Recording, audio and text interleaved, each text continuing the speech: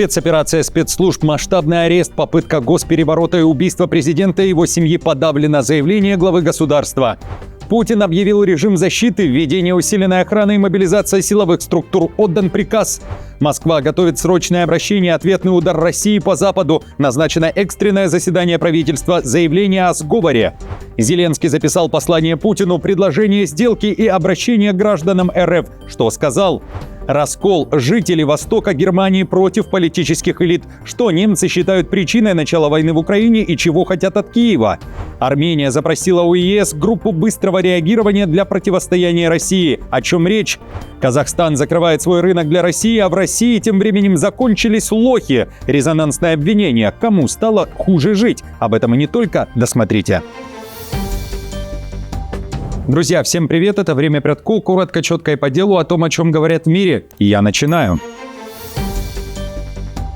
Орбану стоит позвонить и поговорить с Путиным. Киев призвал венгерского премьера решать напрямую с Кремлем вопросы, связанные с поставками нефти по трубопроводу «Дружба», и договариваться с Москвой об энергетическом перемирии. На Банковой уверяют, что прокачка нефти остановилась не из-за Украины, а из-за российского удара, и у Киева есть спутниковые подтверждения. Зеленский заявил, что это уже не первая атака на «Дружбу», а при прошлых восстановительных работах Россия повторно била по ремонтным бригадам. При этом Брюссель требует, чтобы Зеленский ускорился. ЕС осуждает удары по Украине, которые привели к повреждению нефтепровода, однако Киеву следует как можно скорее заняться восстановлением магистрали. Об этом во время совместного брифинга с Зеленским и главой Евросовета Кошта заявила президент Еврокомиссии Урсула фон дер Ляйен. Заявление сделал и президент Евросовета. Цитирую. Итак, о чем мы договорились на ближайшие дни? Что Украина проведет оценку, сколько времени потребуется на восстановление этого трубопровода. В любом случае, как и отмечала президент фон дер Ляйен, существует альтернатива через Адриатический трубопровод из Хорватии, Венгрию, Словакию и Сербию. Но существует и еще одна альтернатива касательно территорий, которые также можно использовать.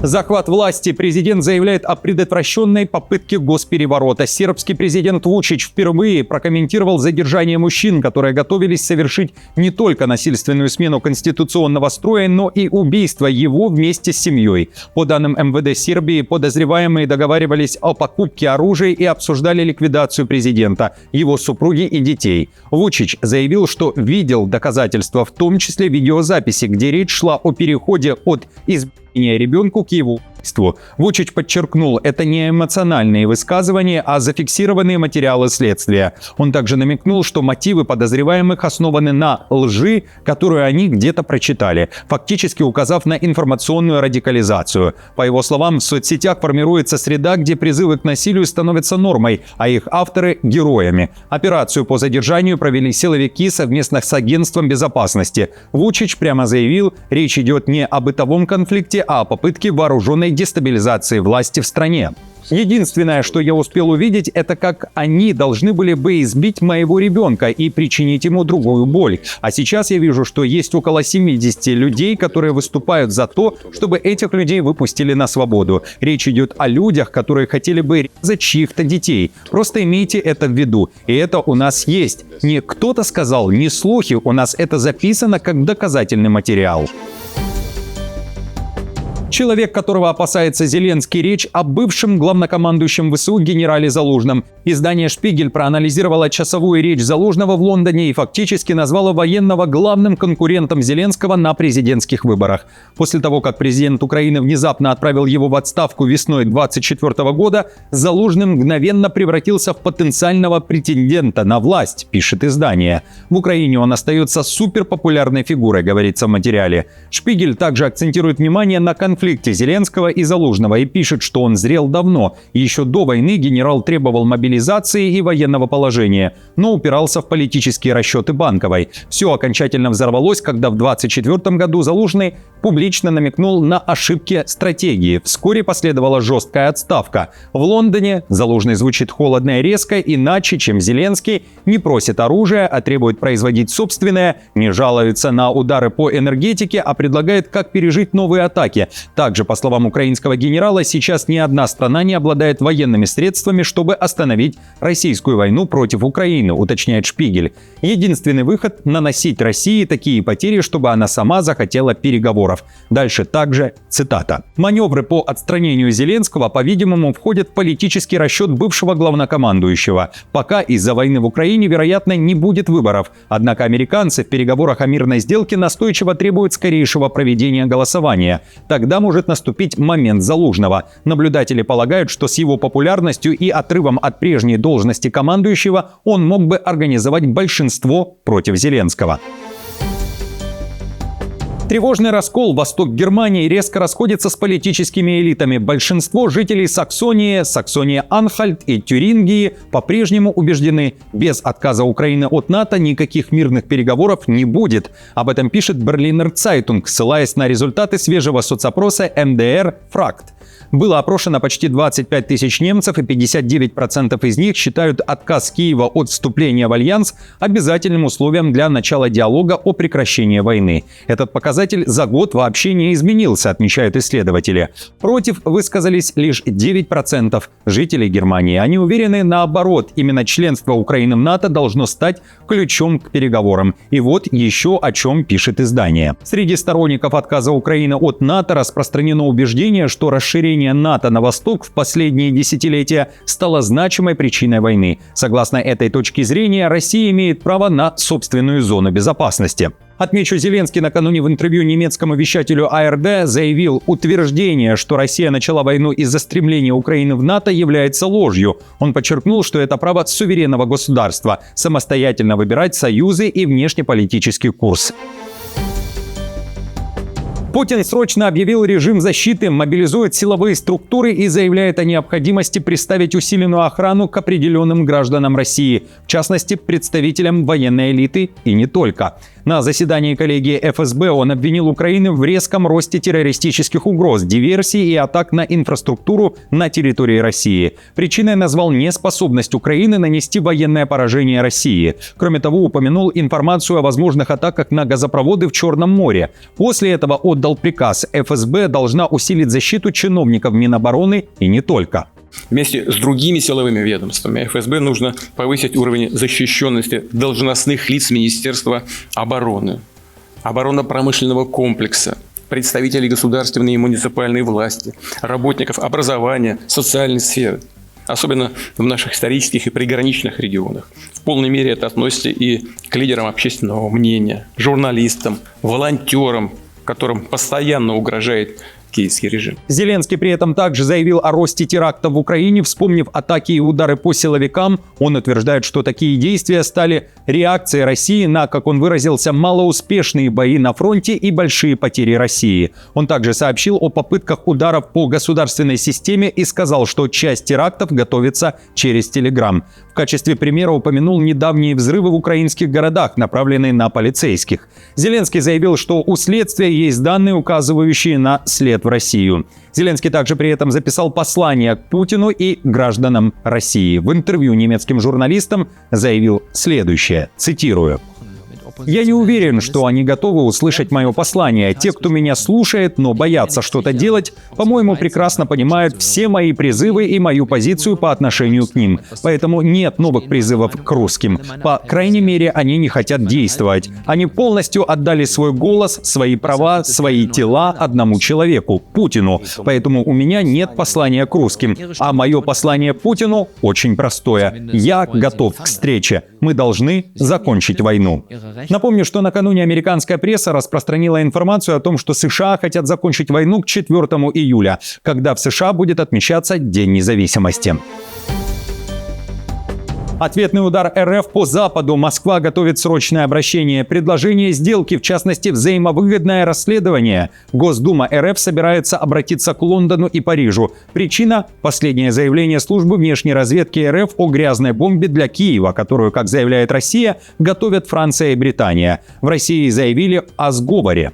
будем обращаться в парламент и Франции, и Англии с предложением провести парламентское расследование, изучить материалы, переписку, которая за спиной общественности, граждан этих государств шляется. Это нарушение международного права, это нарушение всех договорных отношений о нераспространении ядерного оружия. Это уголовное преступление. На заявление, которое стало активно распространять и комментировать российская сторона о скрытой передаче ядерных технологий и комплектующих Украине, чтобы дать Киеву возможность создать супероружие и усилить его позиции на переговорах, уже отреагировал и Лондон, и Киев. В украинском МИДе дали комментарий изданию Рейтер и заявили, что российские чиновники известны впечатляющим послужным списком лжи. Это была цитата, и вновь пытаются сфабриковать старую чушь про грязную бомбу. Это также слова спикера МИД Георгия Тихого. Цитирую. Для протокола, Украина уже много раз ранее опровергала подобные абсурдные российские утверждения, и сейчас мы официально опровергаем их вновь. Мы призываем международное сообщество отвергнуть и осудить грязные информационные бомбы России. В Великобритании также обсуждают заявление Медведева, который пригрозил ударом РФ не только по Украине, но и по Западу, по странам-поставщикам. На Даунинг-стрит отреагировали также и на слова Путина, который также комментировал сообщение СВР, и назвали заявление Москвы, цитата, «явной попыткой Владимира Путина отвлечь внимание от мира», и подчеркнули, что в этих заявлениях нет ни капли правды. Дуров против Кремля. Основатель Telegram подтвердил, что в России на него завели уголовное дело по обвинению в содействии терроризму. По словам Дурова, российские власти уже не знают, какие придумать предлоги, чтобы окончательно заблокировать его мессенджер в России. Ранее Россми, ссылаясь на материалы ФСБ, сообщили о расследовании против Дурова, поскольку он, как заявляется, содействовал террористической деятельности. Издания утверждали, что Telegram использовался для совершения преступлений, включая теракты и убийства высокопоставленных военных. А сам мессенджер, говорилось в публикациях, в условиях войны стал главным инструментом спецслужб стран НАТО и киевских властей. Вот что еще написал Дуров. Каждый день власти фабрикуют новые предлоги, чтобы ограничить доступ россиян к Telegram, стремясь подавить право на частную жизнь и свободу слова. Печальное зрелище. Государство, боящееся собственного народа. Армения срочно запросила у ЕС группу быстрого реагирования, чтобы противостоять России. Как сообщает Радио Свобода, Брюссель готов откликнуться на просьбу Еревана и помочь стране бороться с российским вмешательством в парламентские выборы. Голосование состоится в июне этого года. Сначала, отмечает издание, ЕС намерен направить в Армению гибкую команду быстрого реагирования для борьбы с дезинформацией Кремля, а затем, возможно, развернуть более постоянную гражданскую миссию в этой стране Южного Кавказа. Евросоюз уже направлял аналогичную команду в Молдову во время парламентских выборов в прошлом году. Она состояла примерно из 20 человек, которые работали вместе с молдавскими властями, чтобы своевременно выявлять и противодействовать дезинформации из России в соцсетях, говорится в публикации. Тогда обе стороны признали проект успешным. Новая потенциальная миссия ЕС будет частично пересекаться с уже существующей гражданской миссией ЕС в Армении, чей мандат заканчивается в начале 2027 года. Но новая миссия будет больше сосредоточена на гибридных угрозах, решая аналогичные задачи, как потенциальная команда быстрого реагирования. Одна дипломатическая заметка описывает ее роль как обеспечение целостности избирательного процесса, возможно, с последующим вниманием к конституционному референдуму. Ядерное оружие в руках ребенка. Ким Чен Ын назначил свою дочь-подростка главной по ядерному оружию в Северной Корее. 13-летняя Джу Э стала куратором направления, связанного с ракетной программой КНДР. Об этом сообщает южнокорейская The Chosun Daily со ссылкой на источники в правительстве. Дочь все чаще сопровождает отца на публичных мероприятиях. Ким берет ее даже на объекты, связанные с ядерными и ракетными испытаниями. Это породило слухи о том, что девочка – главный претендент на пост верховного лидера, что стало бы историческим отступлением от династической традиции, которая предпочитала наследников мужского пола.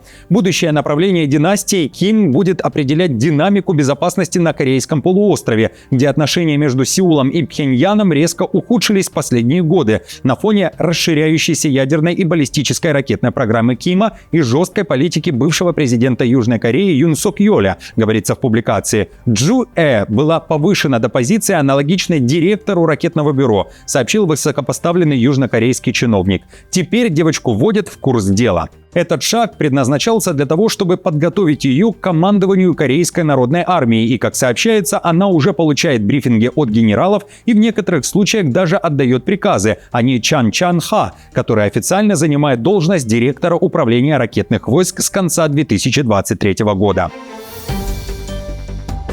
Казахстан закрыл свой рынок для России. Под запретом поставки мяса и скота из ряда приграничных регионов России. В стоп-лист попали Калмыкия, Астраханская область, Алтайский край, Бурятия и регионы Северного Кавказа. Как пишут СМИ, Минсельхоз Казахстана ввел ограничения не только на живой, крупный и мелкий рогатый скот, но и на мясо, молоко, корма и даже подержанное оборудование для ферм. В Астане говорят, запрет на российский импорт – мера вынужденная и временная. По словам главы ветконтроля страны Ташимова, ввоз мяса приостановлен, чтобы не допустить заноса опасных заболеваний в Казахстан, в том числе выявленный в России пастереллез. Цитирую. В настоящее время эпизоотическая ситуация в Казахстане остается стабильной. Риски заболеваний выявлены на сопредельных территориях. Об этом сообщалось и в средствах массовой информации. Поэтому введенные ограничения носят временный характер. В России закончились лохи. Такой тезис уже несколько дней обсуждают мошенники. Доверчивых россиян, которые попадаются на крючок телефонных аферистов, почти не осталось. Об этом пишет телеграм-канал «База» со ссылкой на собеседника из силовых структур РФ. По словам источника, рынок разводов вышел на плато и начал сжиматься. В 2025 году число успешных схем упало примерно на 15-20%, и причины падения уровня киберпреступности весьма циничные. Значительную часть доверчивых людей мошенники уже успели обмануть ранее, а у тех, кто все еще легко поддается психологическому давлению, банально нет денег. Их разводить не на что. Также свою положительную роль сыграла разъяснительная работа с населением, отмечает «База». Позитивная динамика в борьбе с телефонным мошенничеством вовсе не означает тотальную безопасность. Ежедневно придумываются новые способы с применением ИИ, дипфейков и подставных аккаунтов. Угрозу таят в себе почти все сферы, от домового чата до перевода денег продавцу овощей на рынке, поэтому расслабляться пока рано. Друзья, теперь буду признателен за вашу поддержку. Мне приятно, а вам, вероятно, несложно. Поставьте, пожалуйста, лайк, оставьте свой комментарий. Хороших новостей, дня и настроения. И до встречи уже завтра.